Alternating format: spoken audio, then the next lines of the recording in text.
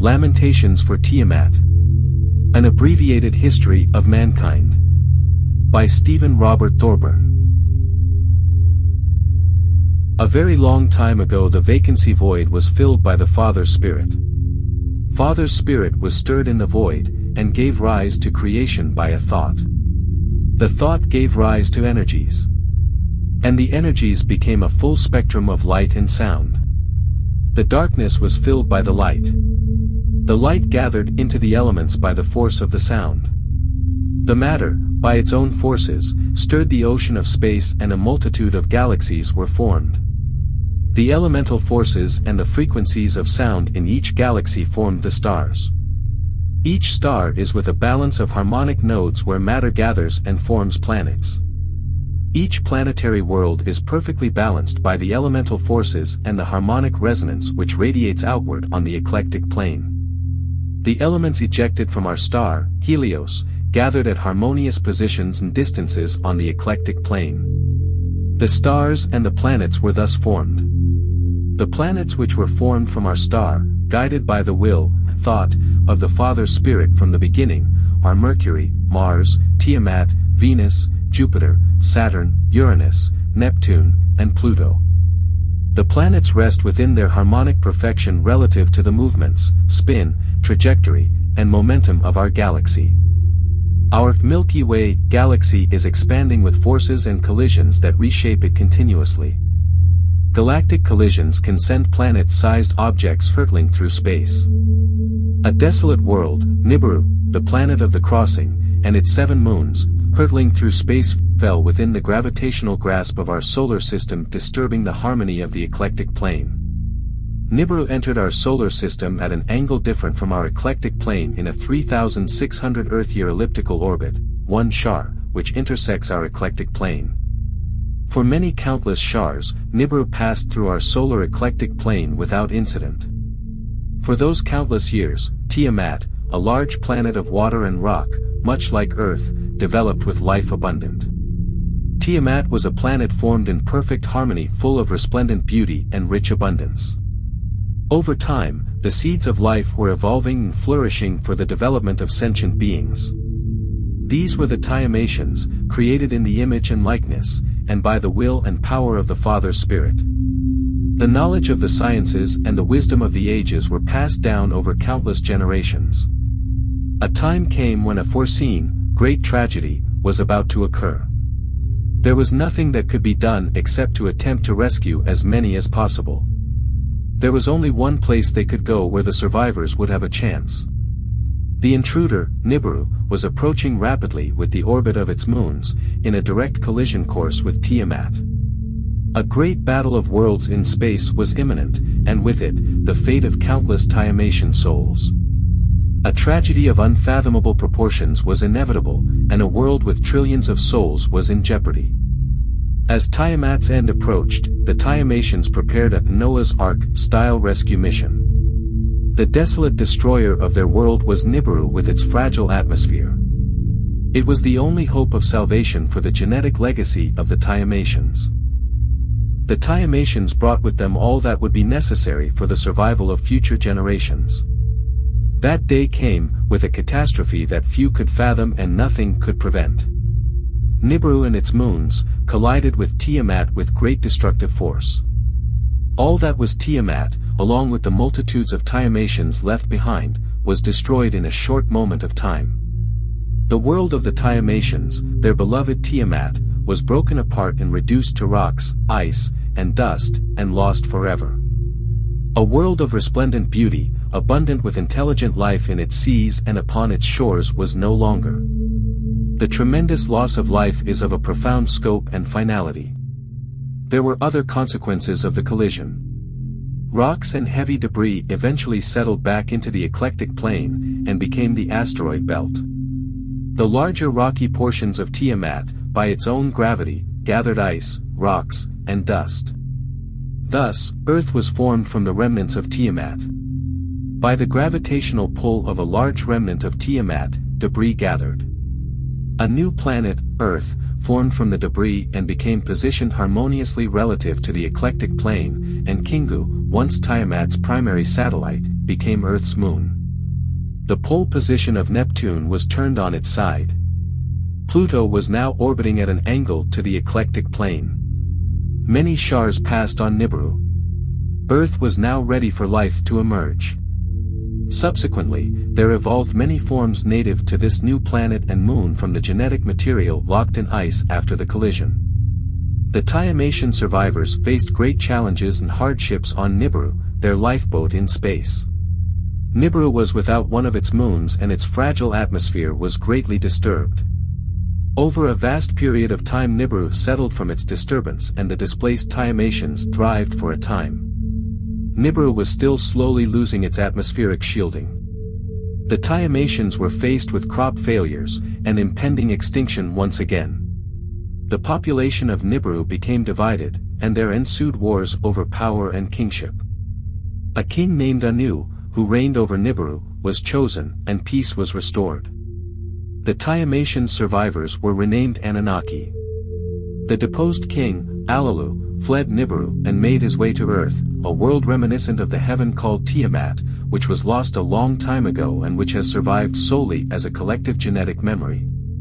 On Earth, Alalu discovered gold which was eagerly sought by the Anunnaki for the purpose of turning it to powder and releasing it into Nibiru's failing atmosphere. Once there, the powder reflected the harsh sun, saving Nibiru's fragile agriculture, thereby ensuring that the Anunnaki would preserve their genetic legacy. Two sons of Anu, Enki and Enlil, and many Anunnaki workers, were sent to Earth to do the hard labor needed to mine gold and transport it back to Nibiru. This was the only hope for the survival of Nibiru and the genetic legacy of the Anunnaki, Tiamatians, those, genetically, who from heaven, Tiamat, to Earth came. Enlil was given lordship over the land, and Enki over the waters. The work was very hard, and the Anunnaki rebelled. More workers were needed, or all their efforts will have been for naught. A solution was proffered by Enki. His plan was to mix Anunnaki genetics with that of the primitive Earth hominids and create a worker race to mine the gold. The hominids of Earth evolved from the same primordial soup present in Tiamatian ice, which was gathered by Earth's gravity during its formation. In spite of Enlil's protest, Enki and his spouse Ninki embarked upon the plan. The hominids of Earth are essentially identical in genetic makeup to the Tiamatians, which were also hominids in their early history on Tiamat. The Earth hominids were made, literally, in the image and likeness of the God of creation, Father Spirit, as were the Tiamatians. The hominids were born from the same primordial soup of Tiamat's oceans on a planet of the same composition and harmonic position as the mother planet. They evolved in the very same waters and from the same microbial life. This was mixed with original Tiamat genetics many generations removed and affected by many years with the genetics adapting to a very different world, Nibiru. Both genetic lineages have a common origin, the place of heavenly beauty molded by the very hand of God, our true home, Tiamat. After many failed experiments Enki and Ninki resorted to using more and more Anunnaki genetics to get a fully functioning, healthy, and intelligent worker. After many attempts, a worker was created from the best of both genetic worlds, but there was another problem. There would not be enough Anunnaki women to bear enough workers. They needed to boost the genetics once more to enable procreation among the Lulu, as they were called. The Lulu multiplied and were subjected to cruel slavery by the rule of the Anunnaki gods, even though the Lulu were more like the god of creation than them. This became Enlil's chief complaint after learning of his half-brother's exploits. From a genetic heritage standpoint, mankind has a greater claim to lordship over Earth than the farther removed Anunnaki. After thousands of years of abject slavery imposed upon mankind, word came of another impending disaster. Nibiru, the intruder, was making another intersection of the solar eclectic plane. This time it would be a very near miss with devastating consequences for both worlds. The gravitational forces were certain to cause a worldwide deluge, as the oceans would be lifted and spilled out over the land, destroying all life on Earth. Enlil, with Anu's approval ruled, the Earth and all its inhabitants should perish in the deluge, and that no one should interfere. Enki protested to no avail. Enki had secret plans to thwart the efforts of his cold-hearted brother to see mankind destroyed.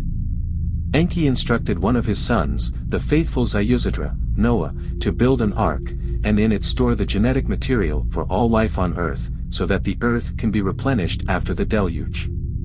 The waters raged and the surface of earth was wiped clean, leaving it completely covered in mud.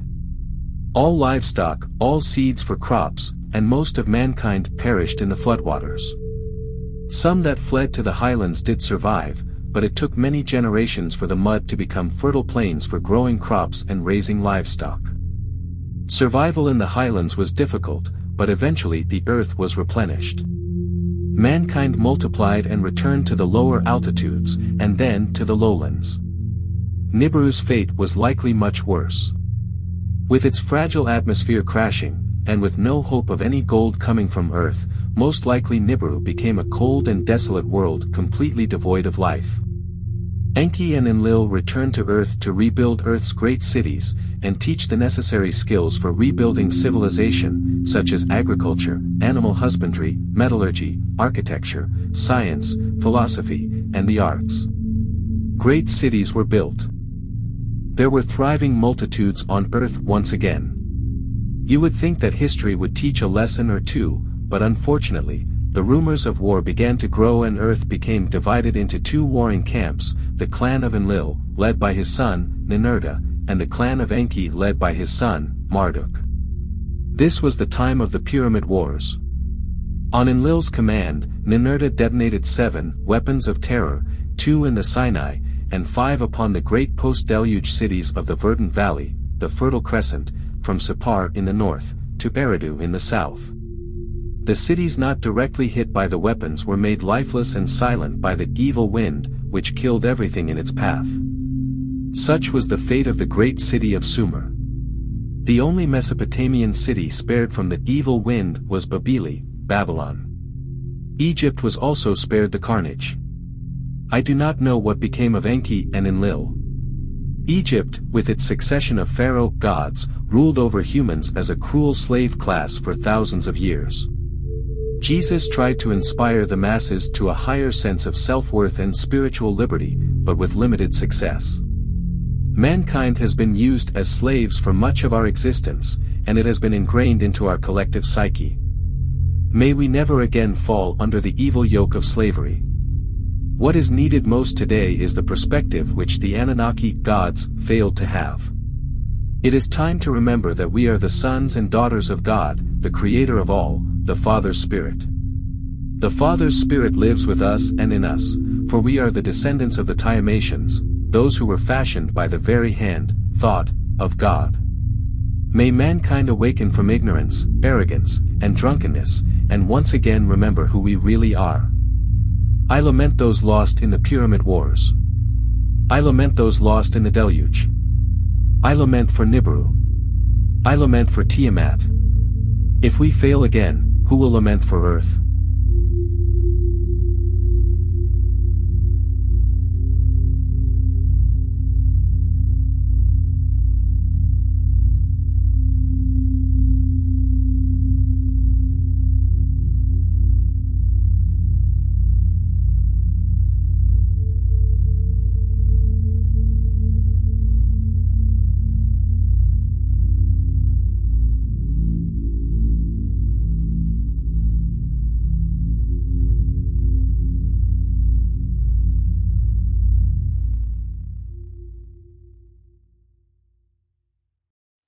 In the dawn of time, Tiamat thrived, a world of beauty where life survived. But Nibiru's path was set to collide. Tiamat shattered, her essence denied.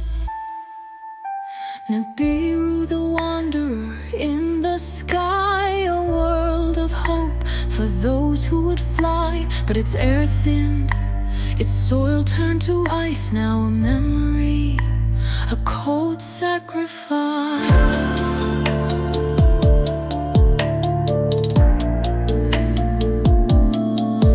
Waters rose, the earth cleansed by flood, a deluge of sorrow, a sea of mud. the cries of the lost, the silence that fell, an end to an era, a tragic farewell.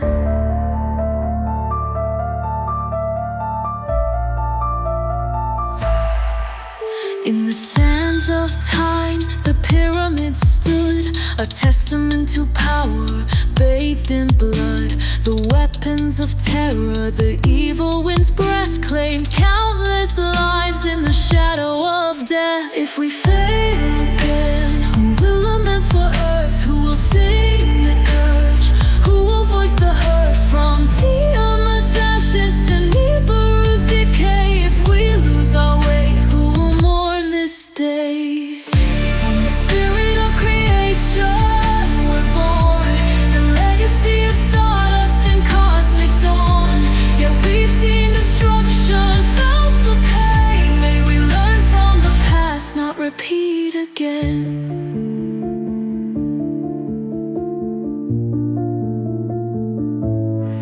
We are the heirs of a grand divine plan, children of the cosmos, of woman and man. Let's remember our roots, our celestial birth, and ensure there's someone to lament for earth.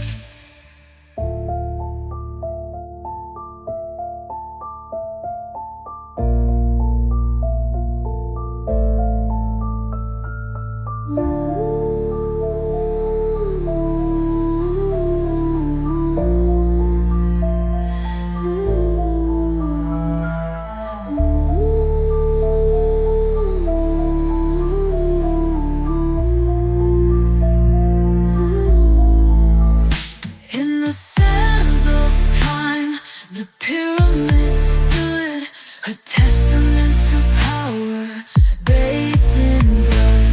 The weapons of terror, the evil wind's breath, claimed countless lives in the shadow of death. If we fail again,